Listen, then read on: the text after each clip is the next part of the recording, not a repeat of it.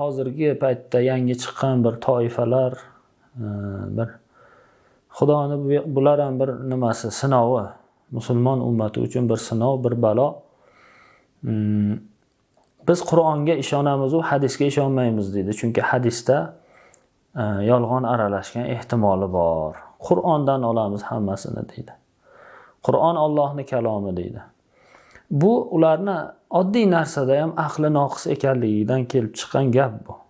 Oddiy narsada ham. Chunki Alloh taolodan Qur'onni payg'ambar sollallohu alayhi vasallam sahobalarga aytdilar, yetkazdilar.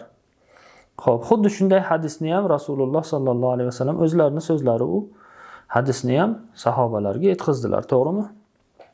Demak, Qur'onni ham, hadisni ham bizga kim yetkazdi Rasulullohdan keyin? Sahobalar yetkazdi.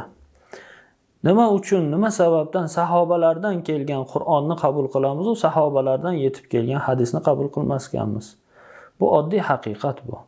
Ikkalasini ham roviysi, ikkalasini ham bizgacha yetib kelishiga sabab bo'lgan, o'rtaga turgan hamzatul vasl, ya'ni bizni Rasululloh bilan bog'laydigan vosita sahobalar hisoblanadi.